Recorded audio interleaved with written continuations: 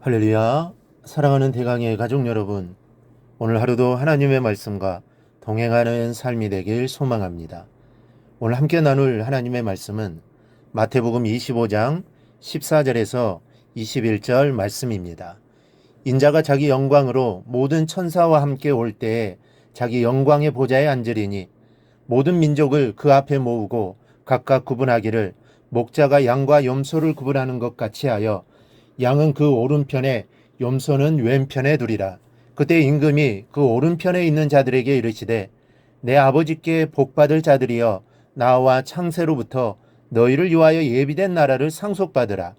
내가 줄일 때 너희가 먹을 것을 주었고 목마를 때에 마시게 하였고 나그네 되었을 때에 영접하였고 헐벗었을 때에 옷을 입혔고 병들었을 때에 돌보았고 옥에 갇혔을 때에 와서 보았느니라. 아멘. 아시시의 성자 프란시스는 재산이 많은 부자였습니다.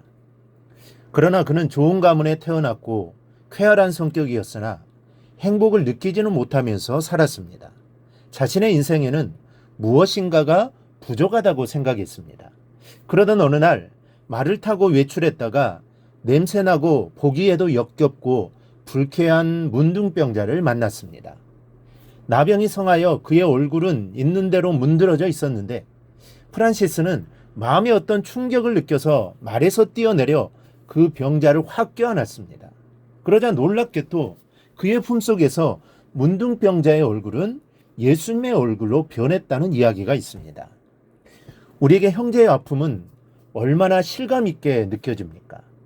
이웃의 실패에 내 마음은 얼마만큼 아프십니까?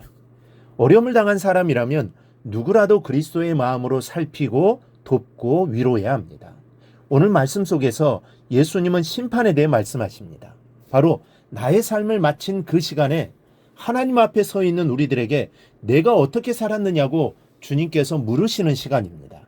그 결과에 따라 돌이킬 수 없는 양과 염소의 두 무리로 나뉘어집니다. 이 팔레스틴에서는 양과 염소가 같은 들판에서 뒤섞여 풀을 뜯습니다. 그러나 밤이 되면 양은 양의 우리에 염소는 염소의 우리에 각각 들어감으로써 두 무리 사이에는 철저한 분리가 이루어집니다. 물론 이러한 일은 양을 치는 목자가 담당을 합니다.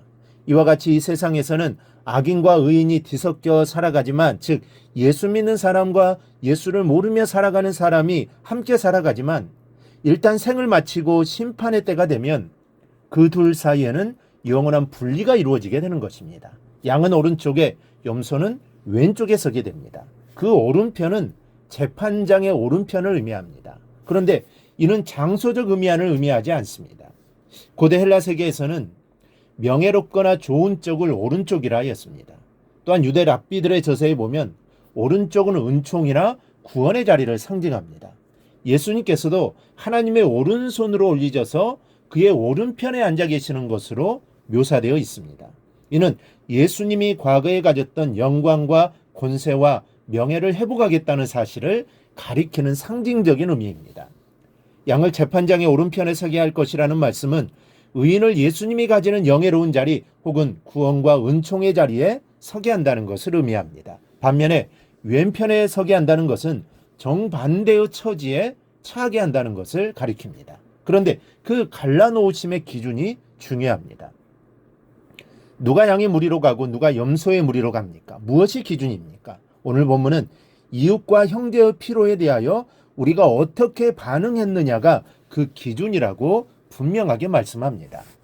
하나님 우리가 쌓아놓은 지식이나 우리가 획득한 명성, 우리가 길을 쓰고 모은 재산에 따라 판단하시지 않습니다. 그것들, 즉 하나님께서 내가 살아있는 동안에 내 인생에 주셨던 그 지식과 명성과 고난과 재산을 가지고 얼마나 이웃의 아픔과 필요를 채워주었느냐로 판단하십니다.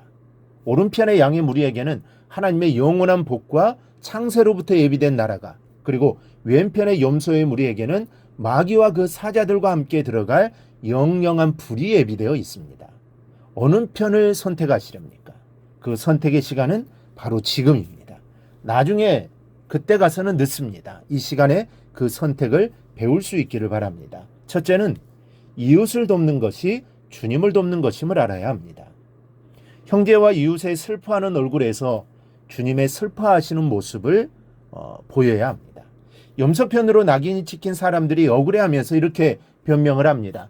만일 우리가 그 사람이 주님인 줄을 알았더라면 기꺼이 도와주었을 겁니다. 주님인 줄 알았더라면. 그렇다면 물론 내가 후에 많이 받을 것이 확실하기 때문에 당연히 도왔을 것입니다. 그러나 오늘 주님께서 우리에게 원하시는 것은 전혀 이유를 계산해 두지 않는 도움입니다. 너희가 값없이 모든 것을 받았으니 값없이 주라는 겁니다. 내가 얻을 유익을 생각하고 그것이 계산에 맞을 때만 돕는 것은 주님을 돕는 것이 아닙니다. 자기의 이름을 완전히 감춰서 드러나지 않고 돕는 것이 주님을 돕는 것입니다. 그런 도움과 그런 손길을 주님께서 기뻐 받으십니다. 그러니 계산하지 않고 받을 것 생각하지 않고 돕는 자가 되시기를 바랍니다. 둘째는 아주 작은 일부터 베풀기를 배워야 합니다.